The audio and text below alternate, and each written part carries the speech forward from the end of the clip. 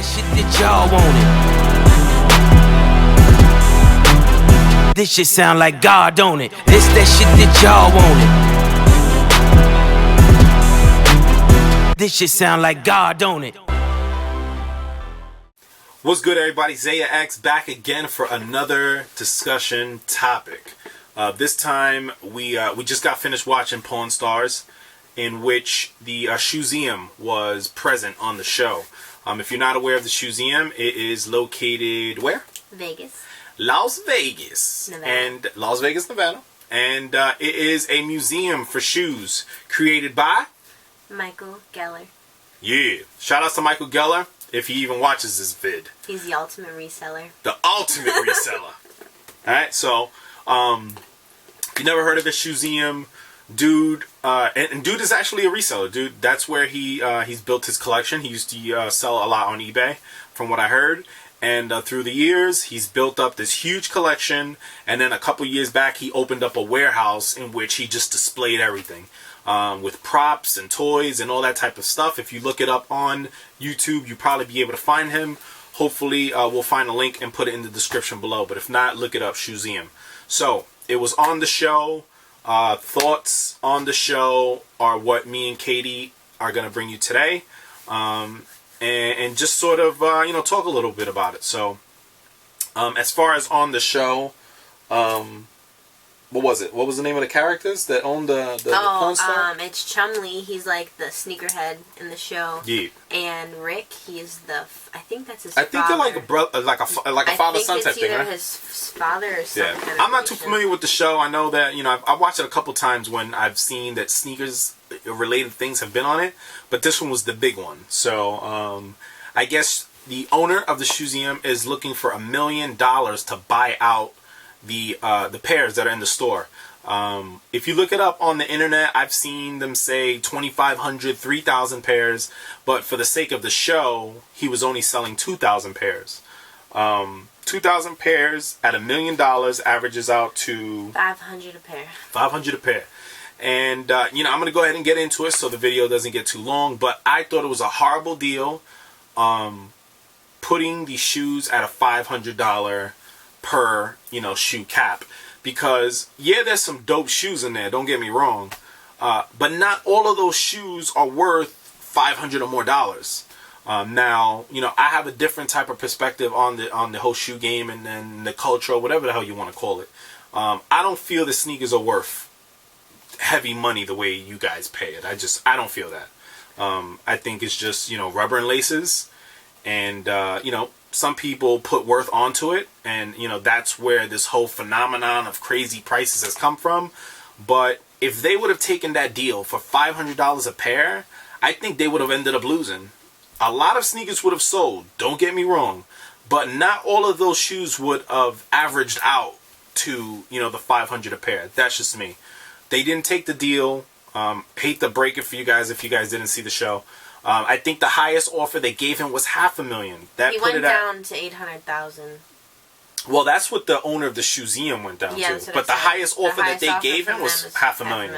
So that put it at $250 a shoe, which $250 a shoe is a lot better. A lot of those shoes will sell for at least $200, $250. So that it'll even out, especially with your higher end pairs. Like they had a pair of Parises in there that he said people could get $5,000 for. I wouldn't pay $5,000 for Parises. Maybe someone out there is a lot different. But those are my thoughts, man. I thought it was a bad deal. Glad he didn't take it the whole time. Me and Katie was like cheering. I was cheering for him not to take it. And Katie's like, take it, take the deal.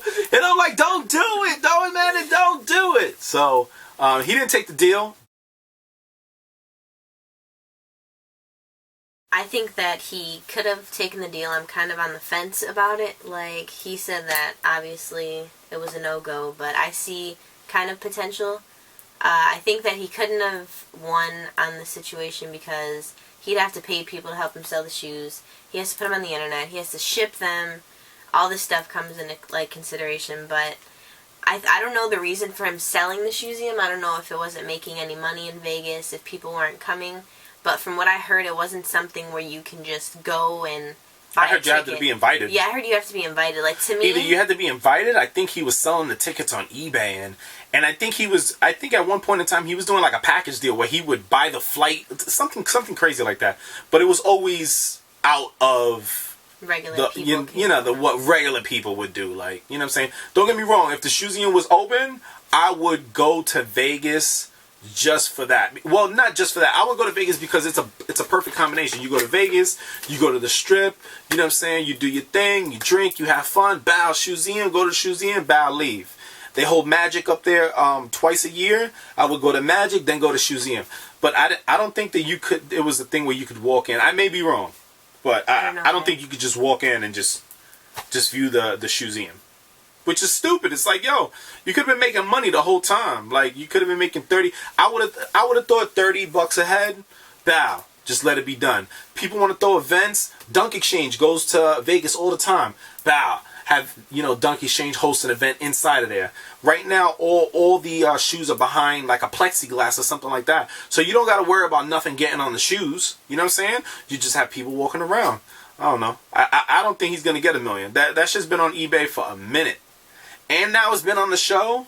Yeah, you got a little bit of exposure, but I think if someone gets it for $1 million, it's not going to be someone that's really into sneakers. Nah, it's going to hurt my feelings. Yeah, it's going to be someone that is looking to make an investment on it. Either that or resell them, and the shoes aren't going to mean anything. They're just going to have $1 million just because, and the shoes don't have any kind of meaning to them as a sneaker collector.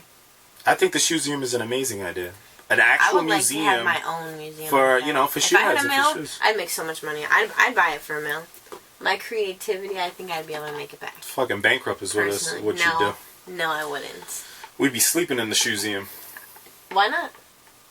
Listen, sleeping in the Shoezeum by choice is maybe something cool, but not by force. So that's at least my thoughts. I don't know if you had anything else to add. I thought that it was to their best interest not to take that deal. Thank goodness they didn't. Shout outs to them. I believe that it was kind of a good deal. $800,000, kind of a good deal. Try to make money off of it. Nah, if Chumlee took over, I think he could have. Nah, listen. That never get high on your own supply. You can't put a person like Chumlee in charge of the place. He would have been rocking most of them kicks. They're not even his size. You don't know that. He looked real thirsty in the show. He looked like a real sneakerhead. Real thirsty. Yeah, he was. He was like, but do you have any pairs for sale? Alright, well, whatever the case may be, those are our thoughts based on the show and based on the Shoezeum being for sale for $1 million. But what is your opinion? Go ahead and leave it in the comments below. Let us know how you feel. Let us know what you think. Good deal, bad deal. Everybody stay out, stay fresh, and we catch you on the next vid. Peace! Turn it off.